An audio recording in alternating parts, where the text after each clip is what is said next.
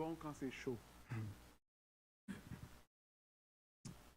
Alors, est-ce que c'est possible que, de la même manière que ces enfants-là étaient préoccupés à leur distraction, à leur jeu vidéo, et ils ont dit à leur mère, OK, un peu plus tard, est-ce que c'est possible que des fois on peut faire ça à l'appel que Dieu a dans notre vie? Est-ce que c'est possible que Dieu, lui, il nous demande de venir vers lui? Mais à la place de se tourner vers lui, ce qu'on fait, c'est qu'on lui dit, OK, mais peut-être un peu plus tard. Est-ce que c'est possible que nous réalisons pas que le moment à répondre à Dieu, c'est maintenant? C'est pas plus tard. Pendant que la grâce est toujours chaude et elle est fraîche et elle est disponible pour tous. Parce qu'il y a un jour que Jésus reviendra et ce sera trop tard. C'est vrai que tout genou fléchira, mais il y en a qui vont fléchir en disant « Ah, voilà mon Sauveur et mon Seigneur ». Il y en a d'autres qui vont fléchir et qui vont dire « Voilà mon juge ». On est un peu dans ça aujourd'hui. On va voir une parabole que Jésus-Christ va expliquer à des leaders religieux. Mais je pense qu'il y a certaines questions qui sont importantes à se poser. Comment réagissons-nous au fond de notre cœur lorsque Dieu nous invite à lui? Alors, je sais qu'il y en a plusieurs d'entre vous que ça fait un petit bout de temps que vous pensez à vous faire baptiser, mais vous n'êtes pas sûr.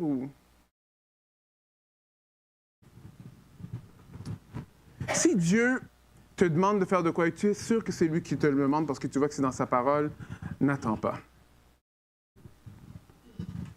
Mais ce n'est pas juste pour toi, c'est pour moi. C'est quoi dans notre vie qui nous empêche à répondre pleinement à l'appel de Dieu maintenant?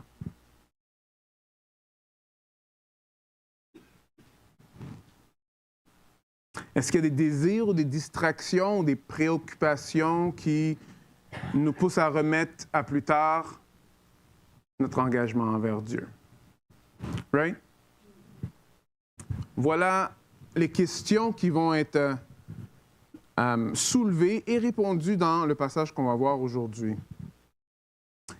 La réalité des choses, c'est que Dieu est un grand Dieu et c'est un bon Dieu.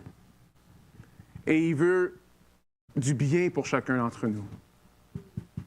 Il nous l'offre, mais il ne va pas le forcer dans notre gorge. Est-ce que vous me suivez?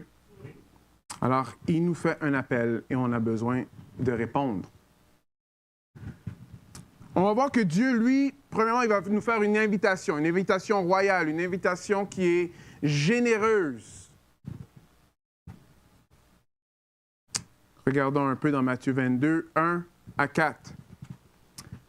Alors Jésus parla de nouveau au moyen des paraboles. Alors il leur dit, « Il en est du royaume des cieux comme d'un roi qui célèbre les noces de son fils. Il envoie ses serviteurs convier les invités aux noces, mais ceux-ci refusent de venir. Alors il envoie d'autres serviteurs pour insister de sa part auprès des invités. Portez-leur ce message. J'ai préparé mon banquet, j'ai fait tuer mes jeunes taureaux